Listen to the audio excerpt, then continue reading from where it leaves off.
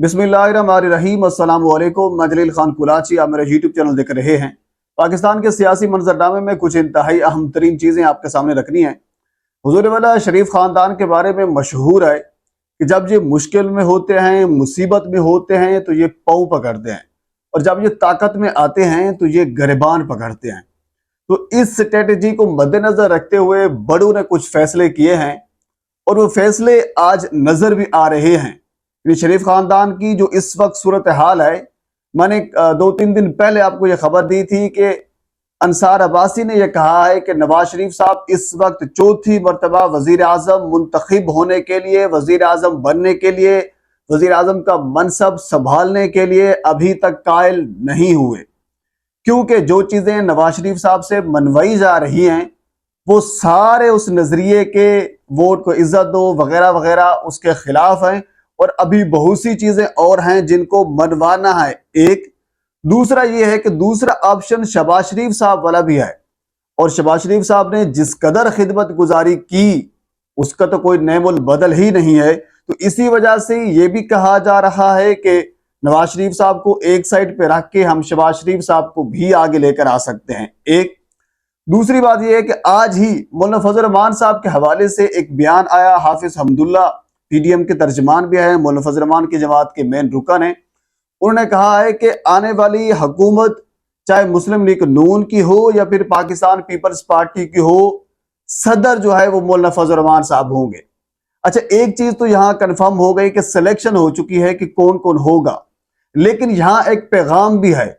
सिर्फ हाफिज हमदुल्ला ने पैगाम नहीं दिया, इसी तरह एक दो और बंदों ने भी पैगाम दिया है। ये इनडायरेक्टली नवाज शरीफ साहब को पैगाम है। आपके सामने चीजें रखता हूं।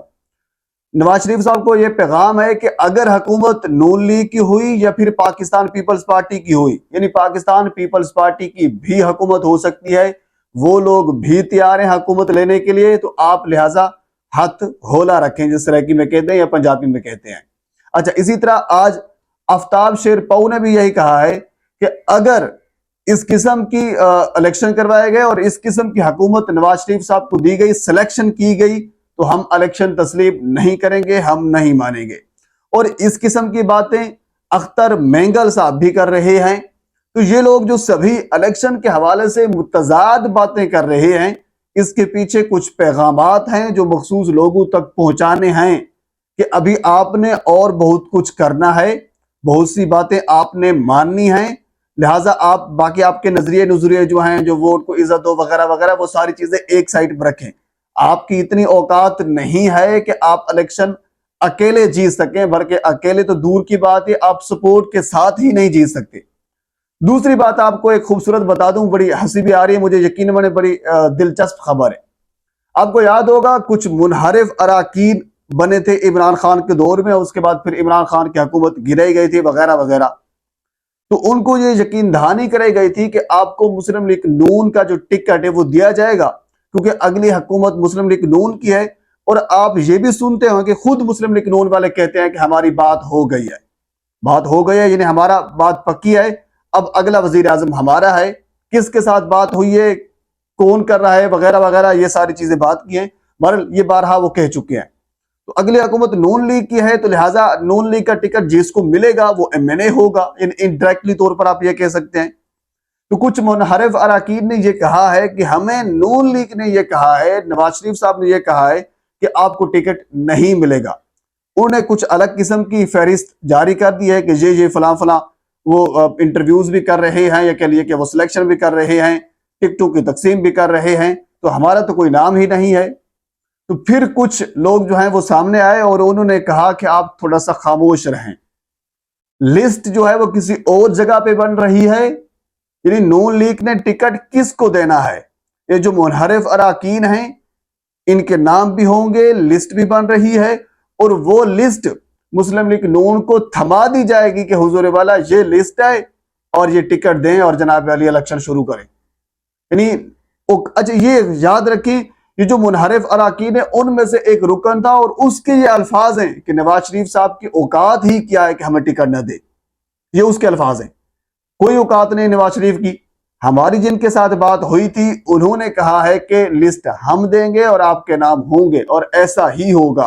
तो इसी वजह से नवाज शरीफ साहब को के लिए बहुत सी चीजें अभी देखने को मिल रही हैं, बहुत से बयानात देखने को मिल रहे हैं कि हुजूर वाला हम आपको जैसा चलाएंगे आप वैसे चलेंगे तो तब ही काम बनेगा, अदरवाइज जो पहले वाले काम है ना वो नहीं हो गया। और इसके साथ आपको यह भी बता दूं कि फैसल वाडा साहब आप जानते हैं कि जहां से वो खबरें लेकर आते हैं और जिनके बंदा खास है और उनकी खबर में काफी सदाकत होती है, उन्होंने ये भी कहा है कि नवाज शरीफ साहब को अगर हुकूमत दी भी गई, अगर हुकूमत दी भी गई तो फिर ये 1 से 1.5 साल की होगी। अब इस हवाले से बहुत से लोग परेशान हैं कि हम खर्चा भी करें, नून लीग का टिकट भी लें और जो हुकूमत बननी है वो तकरीबन 1-1.5 साल की होगी और उसके बाद फिर अगला कोई नया जो है फड्डा पड़ जाएगा, एक नया प्रोसेस शुरू होगा। तो इसी हवाले से अंसार अब्बासी ने कहा है कि नवाज शरीफ अभी ने फैसला नहीं किया कि वो वजीर आजम बनेंगे या नहीं बनेगा। 1-1.5 साल के लिए वो वजीर आजम बन सकते हैं, केसेस उनके तकरीबन माफ हो चुके हैं, लेकिन जो ज्यादा मकबूलियत है वो शहबाज शरीफ साहब की है। अगर वो वजीर आजम बने तो शायद हो सकता है हुकूमत कुछ दिन और भी चल जाए। बहरहाल ये सूरत हाल है पाकिस्तान के सियासी मंजरनामे में। और साथ आपको साइफर केस के हवाले से थोड़ी सी अपडेट वो भी दे देता हूं। कल साइफर केस की समाअत हुई थी और उस समाअत में मीडिया पर्सन को इजाजत नहीं दी गई थी, सवाए कि 2-3 लोग थे जिनको इजाजत दी गई और वो भी जब समाअत हो गई थी तब वो लोग दाखिल हुए थे।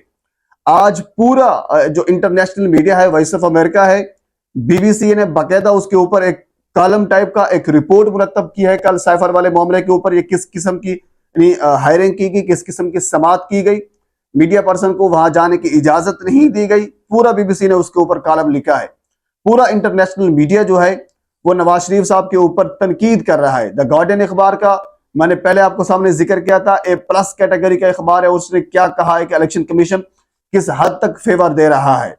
और इसी तरह बीबीसी उर्दू ने अपना कॉलम लिखा किस हद तक नवाज शरीफ के केसेस माफ किए जा रहे हैं और इमरान खान के साथ किस हद तक ज्यादती की जा रही है। वॉइस ऑफ अमेरिका ये दे रहा है, पूरा इंटरनेशनल मीडिया, जो नेशनल मीडिया है उसको तो जाहिर सी बात है कवर किया हुआ है, उस पर बहुत सी पाबंदियां हैं, लेकिन डिजिटल मीडिया ये सारी चीजें आपके सामने रख रहा है। बहरहाल अदालत ने यह कहा है कि नहीं, हमने मीडिया पर्सन को भी इजाजत दी थी, हमने पब्लिक को भी इजाजत दी थी, सारे लोग सभी कुछ आए थे और समाअत भी सही सलामत हो गई थी, समाअत मुलतवी हो गई थी। अब अगली जो मंडे वाले दिन समाअत है वहां नकूल जो है वो तकसीम की जाएंगे और उसके बाद फिर ट्रायल का बाकायदा आगाज होगा। अब इसके ऊपर कंफ्यूजन है कि जो पहली समाअत जिस तरह हुई है जिसमें मीडिया पर्सन को इजाजत नहीं दी गई, हमारे कुछ दोस्त वहां पे मौजूद थे, उन्होंने कहा कि हमारा 1 मरतबा नाम लिखे गए, 2 मरतबा लिखे गए, 3-4 मरतबा हमारे नाम लिख कर गए, लेकिन इवन के जब अबुल असरा जुल्करनैन साहब जब वो दाखिल हुए, वो खुद गाड़ी ड्राइव करके आ रहे थे, ये बीबीसी की रिपोर्ट है, खुद गाड़ी ड्राइव करके आ रहे थे, उन्होंने देखा कि मीडिया के कुछ लोग वहां पे मौजूद हैं और उसके बावजूद भी उनको वहां पे इजाजत नहीं दी गई। सिर्फ 3 लोगों को बाद में इजाजत मिली जब समाअत हो गई थी। तो क्या अगली जो समाअतें होनी हैं वो भी सारी इसी किस्म की समाअतें होंगी जिसमें चंद सिलेक्टिव लोग जो हैं वो सिलेक्ट किए जाएंगे, जिसमें ना मीडिया को इजाजत है ना इसमें अपना पब्लिक को इजाजत है। हालांकि सिंगल बेंच का फैसला था जो उसको कलअदम करार दिया कि जेल ट्रायल जो है वो नहीं होगा, ओपन ट्रायल होना चाहिए, और उसके बाद फिर डिविजनल बेंच ने तो ऐसी की तैसी कर दी थी कि नहीं ऐसा नहीं होगा। उन्होंने मुकम्मल सूरत पूरे के पूरे ट्रायल को कलअदम करार दे दिया था और उसके बाद फिर खुद जज अबुल हसन जुल्करनैन साहब का भी फैसला है कि ओपन ट्रायल होना चाहिए।